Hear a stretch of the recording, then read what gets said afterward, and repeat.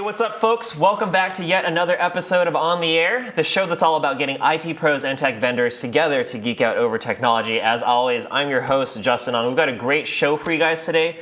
We're going to be talking all about low-code and no-code solutions. And for more on that, we have a great guest for y'all to be learning from today. Please welcome Mr. Nick Cavalancia to the show. Nick, how's it going today? Thank you very much. Glad to be here. Appreciate the time. Absolutely, Nick. Thanks for joining us.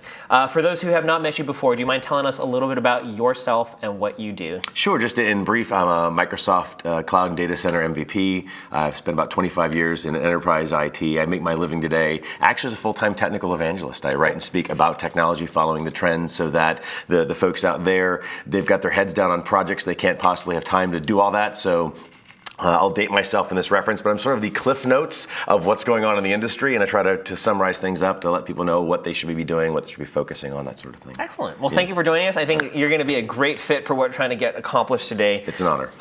So I think one of the things that we're seeing in the industry is just this explosion in demand from end users in particular for some of these applications that have historically had to come through IT. Business users, business owners are starting to look more directly at the application rather than the problem, which is kind of something historically IT filled the role in. Yeah. What do you feel like is causing this change, and what's going on with businesses that they're trying to solve their own problems rather than kind of the more traditional routes of solving them? It's a good question. It's sort of an evolution. If you roll the clock back a little bit to the shadow IT, right? Which everyone used the same example always of like, oh, well, instead of using file services in the organization, they went out and got cloud-based file services and used OneDrive or something, right? And that concept, that user that does that has kind of evolved to one that says, I want to be empowered to not just solve my own problem by finding a solution that somebody else has built, but I actually want to build it myself. If it's possible. Your idea of low-code, no-code kind of fills that gap there. And so that allows them to, again, be empowered, but also then transform the way that they do business, because instead of coming up with yet another way of doing it that is still cumbersome and involves 28 steps or whatever, instead, it's something that's been automated. Maybe it's even literally on their mobile device. It's a click of a button, that sort of thing. And so how is IT responding to this? Are they just like, cool, you guys just take off with it. I don't have to worry about it anymore. My job is easier. Well, so that's a good question. In general, usually IT is like, no, that's our job, right? Because it makes sense. That's traditionally what IT has done. But we've seen an interesting transition over the years where, when I started, we used to call it information services, IS. And then, 10, 15 years ago, it became IT, information technology. They were actually providing the technology. And now we're slowly shifting back to, well, I don't think the name's going to change, but it's back to really IS. It's back to information services. And so instead, IT isn't entirely handling it all that well, because they're still in the mindset of big scale development projects, right? And so they're trying to roll something out, and then once they've rolled that out, before they can move on to the next project, they have to make sure they've got an ROI in the first project, that sort of thing.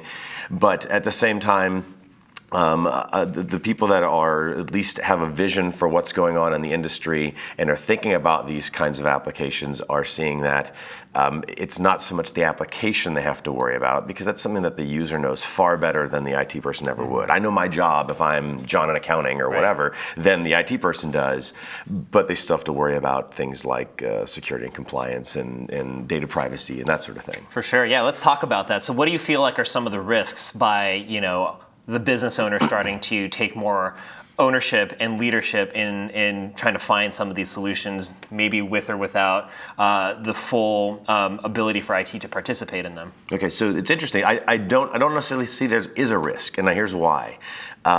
If you step outside the context of low-code, no-code applications, and you just look at what that same business owner was doing yesterday. Well, they were going and accessing data in an application they have access to. They were going over to Excel, and they were accessing data in Excel, or whatever the case is, and they're just doing things manually. Copying and pasting into an email, sending it to so-and-so, all of those things happen. And all we're talking about is changing how they do their work, transforming how they do that into something that is far more efficient, accurate, cost-effective, that sort of thing. So stepping back from it, really IT has the exact same risks they've always had. They have to have proper governance over their data. So whatever that person has access to in the first place, that's the thing they're worried about. Not so much what are they doing when they're going to build an application. There is some aspects of this where, since it's cloud-based in a lot of cases, certainly in the case of Microsoft, it's cloud-based.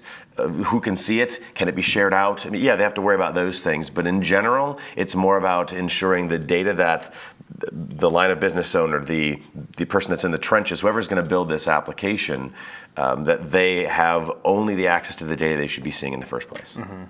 So let's talk more about this. We've been talking about low-code and no-code solutions. What exactly does that mean? Okay, so what we're talking about, much like the idea of, well, I'll say it this way. The idea is to leverage cloud-based, drag and drop type of application. A really great example is Microsoft's Power Apps. I'm a Microsoft MVP, so there's something near and dear to my heart, if you will. And so we have a cloud-based application. It's pretty much drag and drop for a user to define. So no coding background's needed. Well, again, back to the term low code, no code, which is a commonly used phrase. We're talking about either those that might want to do a little bit of advanced work. That's the low code part, where you might need to know a little something. But in general, for you don't need to be a .NET developer. No, not at all. That's the whole point. It's just back to drag and drop, and it starts with, in the case of Power App, it starts with cloud drag and drop, cloud-based solutions, and integration with the common data service that allows you to take disparate data sources and kind of all store them all centrally in the cloud, which that helps.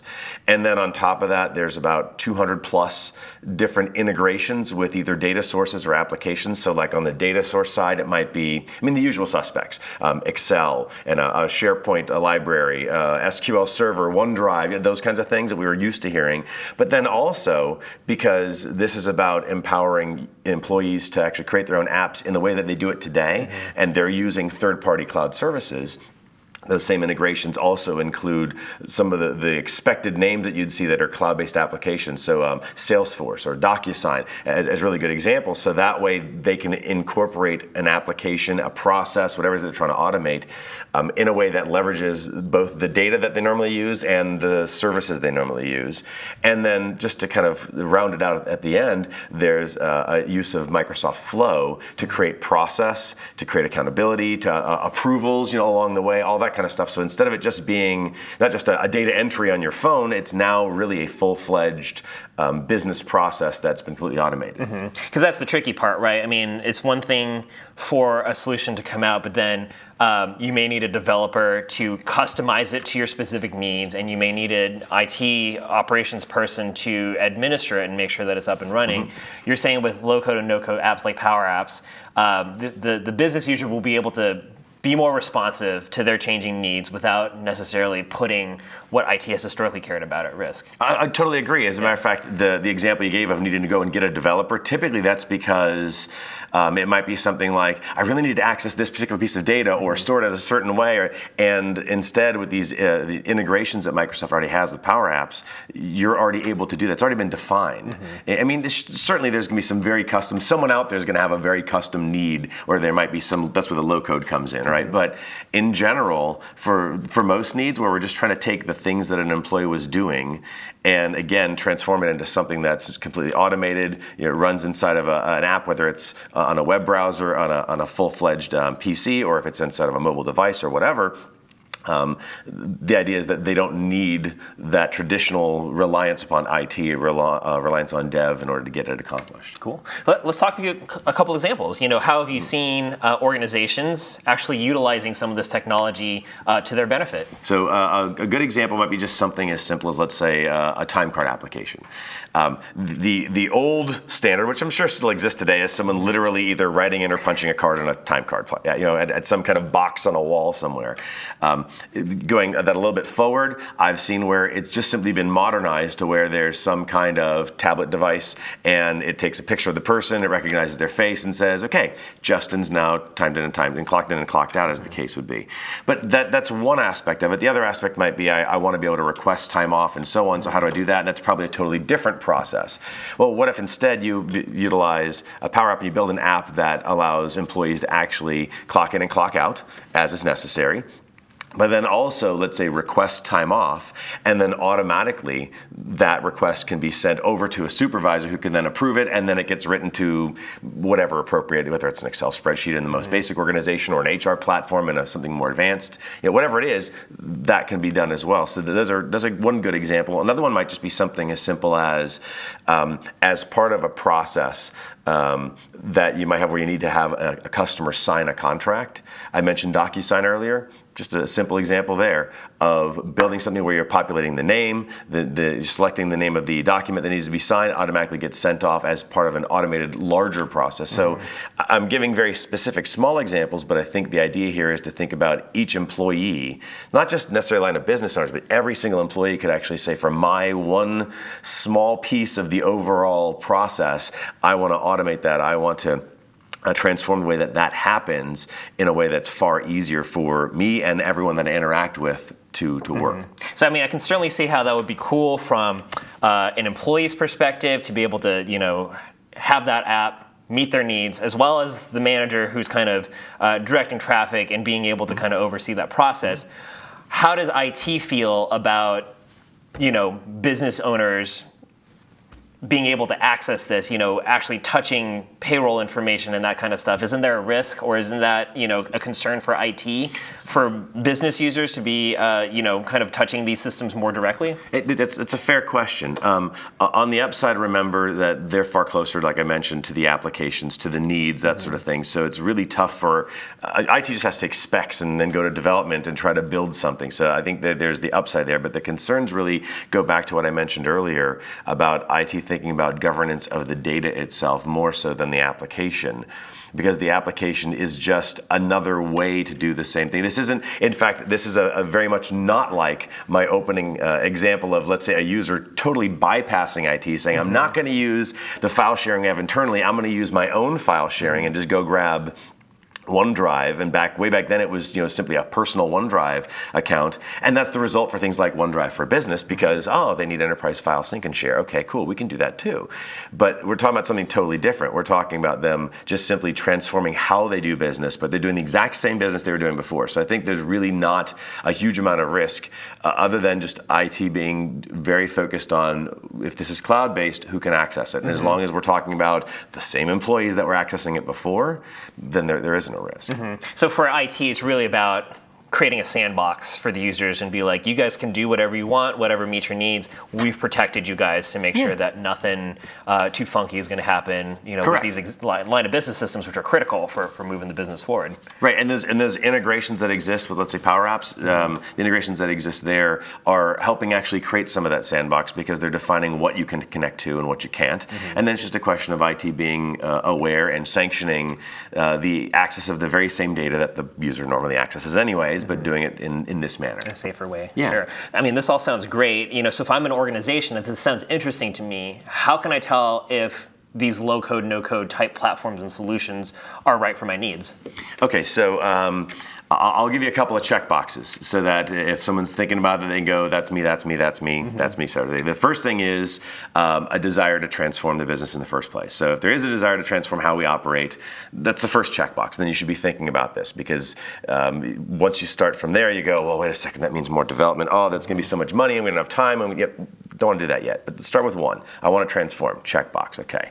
Second one is I want to lower development costs. Really what you're talking about is I want to change the way that we do development. So if someone out there saying, I really do want to do the transformation, but the old model of development isn't going to get it done, and I want to lower the cost, I also want to increase the speed to market, then that's another big checkbox. Then we should be looking at low code, no code. The next one is willing to empower the employees, and I think that's going to be the sticking point, because traditionally IT has always been, goes back to that, what is it, the NIC, the company's computer guys, just move, I'll do it, right? Move, and that's really what we're talking about. IT's just like, I'll do it. Yeah. But no, you don't have time to do it, and that's the reality. IT doesn't have the time. So if there's a willingness to empower the employee to do it themselves, and realizing the benefit. Again, I know I've probably mentioned this to be the third time, but I think it's a really key issue. They're closer to what their needs are than IT will ever be. Right. So if they're willing to empower the employees within I love your term, within a sandbox. Okay, fine. It's not just go do whatever you want, but it's within this. It's safe. Yeah, it's safe here. Go ahead and do that. That's another checkbox.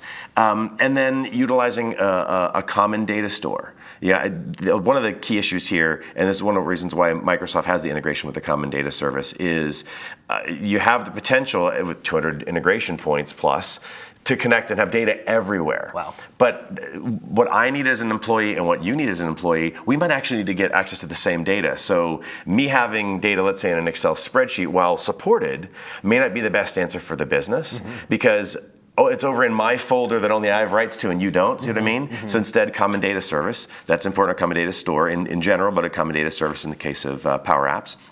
And then the last one is a desire, and this is an easy one, a desire to offload the burden from IT. They're already overburdened, but those are sort of the check boxes really I think that are have to be checked. And for most organizations, I think all of them are check, with the exception of, do we want to let employees do it? And the answer is really yes. You create that sandbox both by, really by the governance over the data more than anything. And then if there's anything that really comes into question, IT can sanction the apps and at least be participating in some way that they want. Very cool. I mean, so then the next question is are there options for these types of low-code and no-code solutions? And if so, what are some of the things that you think our audience should be looking for when they're evaluating platforms? Okay, that's a good question there. So in a lot of cases, I think the issue here is to make sure that this is something that has simplicity in terms of its design. It's real easy to use for the employee because we are talking about just by saying it's low code, no code. Yeah. We're basically saying you don't have to be a developer. You can be a complete technical, a novice, and you'll still be able to do it. So that has to be present. That's absolutely necessary. So there's got to be simplicity in the way that it works because you're talking about hopefully being able to bring this all the way down to the least technically minded person and they could still come up with the simplest of application, so to speak. So simple, ease of use. There has to be a fast ROI because back to the idea of traditional dev being really costly. You're talking tens of thousands, hundreds of thousands of dollars, months, quarters, until things are done, and then you have to see a return months and quarters after that. We're talking about instead someone should be able to make something in a very short period of time. For some, it's minutes, hours, days. For some, it's hours, days, weeks. It depends on the person's know-how, but very easy to do, and there's got to be a very fast ROI on it. And I think those are probably the biggest things. And then the integration with multiple sources of both data and applications that they already use. And those are sort of the four things that kind of come to mind. Awesome. Well, thank you so much. As we're starting to wrap up, for the audience members today that are now starting to think, hey, this no-code, low-code solutions might be what I'm looking for, what do you feel like those next steps should be for those types of folks?